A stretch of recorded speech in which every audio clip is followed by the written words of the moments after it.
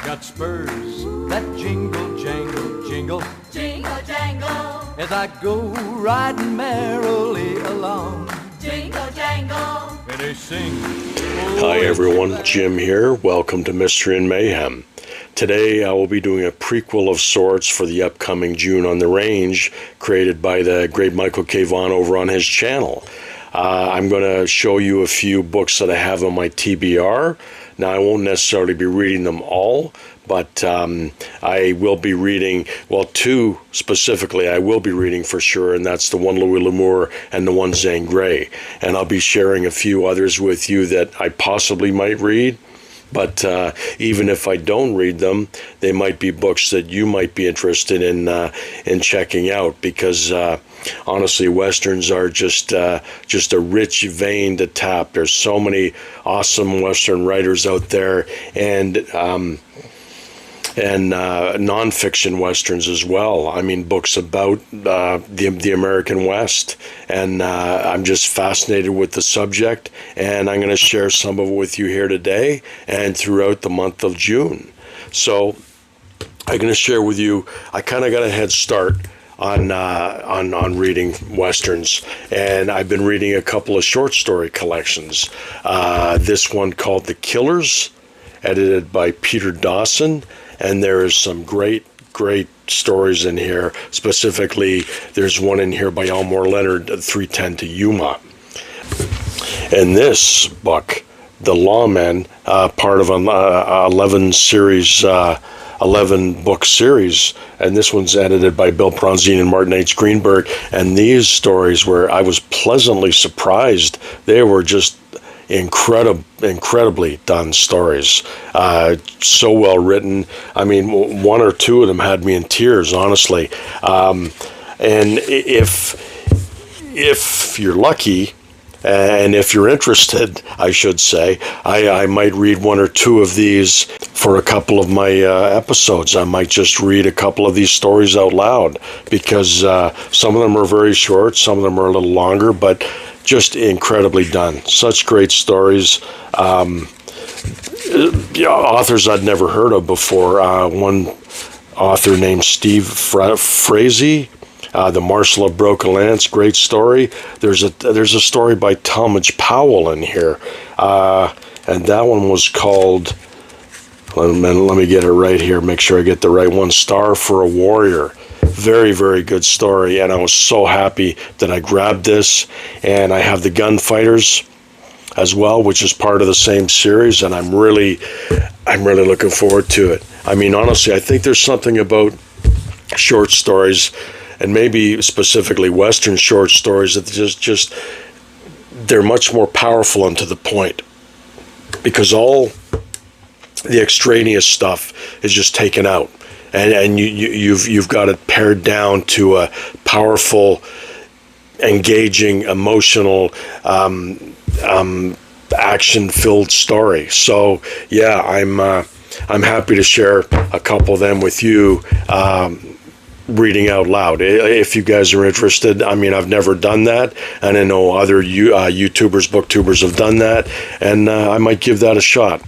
I just might read a short story throughout the month of June and post it, and hopefully you guys will enjoy that. So, on to my TBR for what I'm going to read for June. Now, I'm going to probably start with Louis L'Amour for the first week. I don't know if there's any specific order, whether we have to do Zane Grey first or Louis L'Amour, but I'll probably start with Louis L'Amour, and I'm going to read one of his early books. This one is called Showdown at Yellow Butte. And I'm sorry, I should have checked to see what order that. It's one of his early ones, maybe third or fourth book that he wrote. And these were written initially for Fawcett Gold Medal, but this is an ace paperback. And I think he wrote about 5 or 6 before he signed on with Bantam Books. And he had a contract with Bantam to write 3 books a year. And he had a very, very fruitful relationship with that publisher till the day he died. And you know, with the help of them and himself, he became one of the best-selling American Western writers of all time. So yeah, Showdown at Yellow Butte. And this, I'll read the back for you. They've had notice to move. Now get them off or bury them. The land combine gave Tom Kedrick the job of chasing the nesters from Yellow Butte and wanted immediate action. Kedrick didn't stop to think about it until he found himself shooting up the nesters' town at the head of the combine's hard cases and hired killers. In the midst of the no-quarter battle, Kedrick realized that the men and women of Yellow Butte were in the right, and he knew that there was only one way left for him to stop the bloodbath he had started. So that's going to be a good read. I love Louis L'Amour, and his early books especially are just very well done. So on to the next book I'll read after that one is Zane Grey's The Border Legion, in this awesome paperback wraparound cover. This is by Pocket Books, and this particular one was printed in 1975. The original story was printed in 1916, and Zane Grey is always an enjoyable read, and I'm looking forward to reading this one.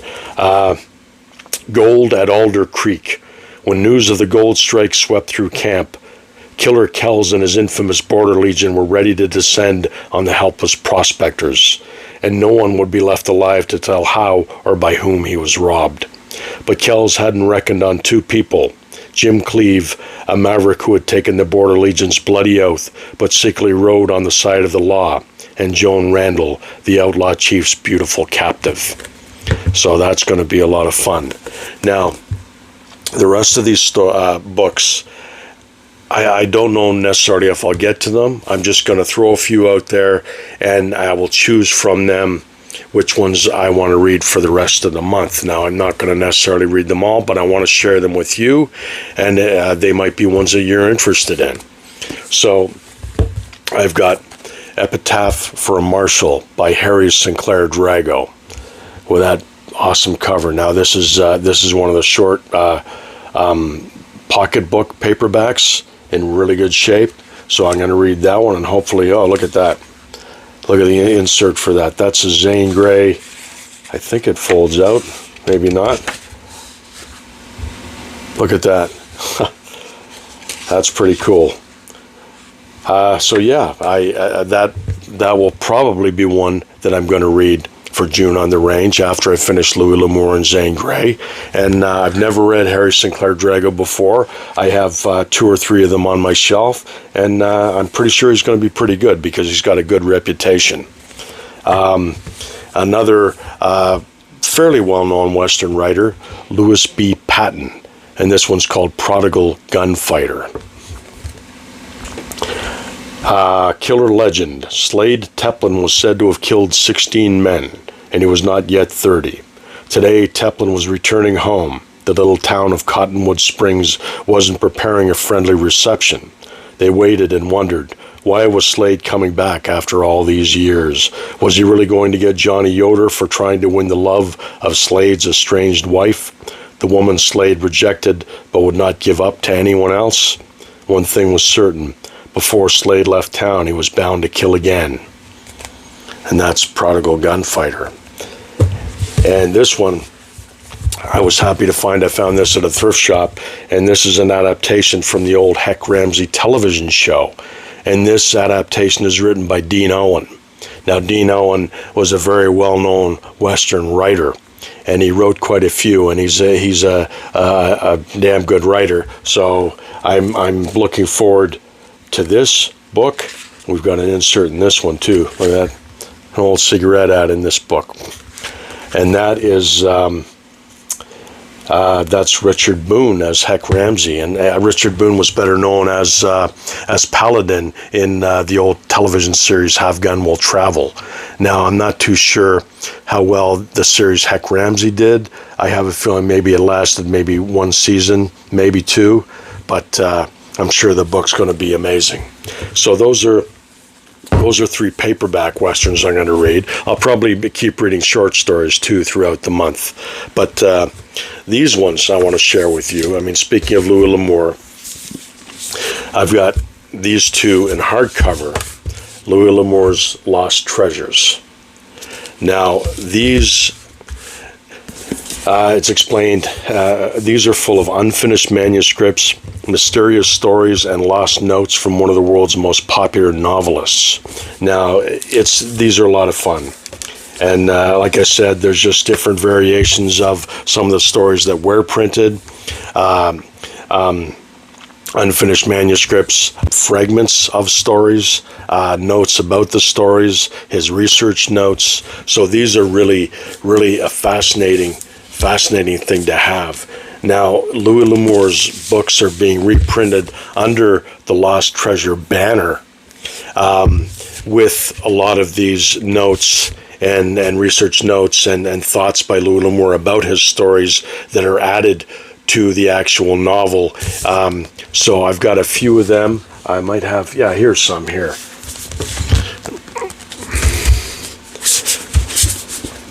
Now, if you're interested, these are being reprinted, and you'll see them under this banner here, Louis L'Amour's Lost Treasures. And this one's Last of the Breed. This is one of his modern-day adventure novels. Probably, I think this might be one of the very last ones he wrote. I think Haunted Mesa might have been the last one he wrote, but I'd have to check on that. But yeah, I mean, it's got the whole novel in here. And then if you go to the back of the book, it's got postscripts about the writing of the novel. His son, Beau L'Amour, was the one who kind of compiled these volumes and these notes. So I've only got a few of them.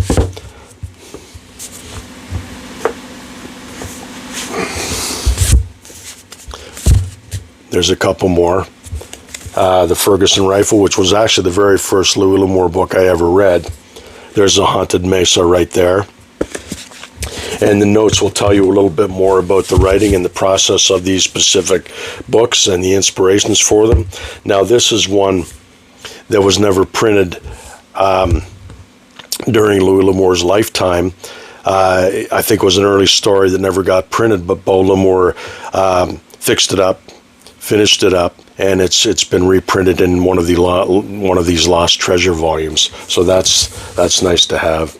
And there's Riley's Luck, and then I showed you Last of the Breed. So yeah, as far as I know, they're still reprinting them. I don't know if they're going to reprint every one of his novels under that banner, but they'll probably reprint quite a few. So yeah, that's definitely worth looking into. And they also come in paperback. I also have the paperback. So if you don't want the hardcover, which I think are hard to find now, you can still get them in paperback. And speaking of nonfiction, I read this one a couple years back. This is a nonfiction by H.W. Brand's A History of the American West, Dreams of El Dorado. Now, I love this book. It encapsulated the settling of the West from early on, before the Louisiana Purchase, all the way up to when, the railroads united the states when they were connected, and it became a united country. But it made me understand a lot more about things, about the history of the settling in the West, about the Texas and Mexican War, the battle for Texas independence, about the Louisiana Purchase. There's all kinds of stuff in here, and he's such a good writer that it's not dry, it's not overly detailed, but he throws everything in there and just makes it flow smoothly and nicely and understandable for the layman reader, which would be me. But yeah, just an awesome book to have if you have any interest whatsoever in the settling of the American West. This is highly recommended. So I'd really like to reread this one. And if I get the chance through the month of June, I will be rereading this. And I read it through so quickly. It's just that fascinating. It's that engaging. So, that's all I wanted to do. I just wanted to give you this little pre-teaser sequence to June on the Range to get something up. And like I said, I won't probably won't I won't read all these on my TBR, but I wanted to show you a few of the things that I will be reading or might be reading. And I hope you guys are looking forward to this, and I hope you've got your TBR all figured out and ready to go. So I'll talk to you very soon in a couple days. I got a special episode coming up for the beginning of June on the Range, and I'm looking forward to that. I'll talk to you guys soon. You take care. Keep reading. Jingle jangle, As I go riding merrily along, jingle jangle, and they sing, oh, ain't you glad you're single? jingle jangle. And that song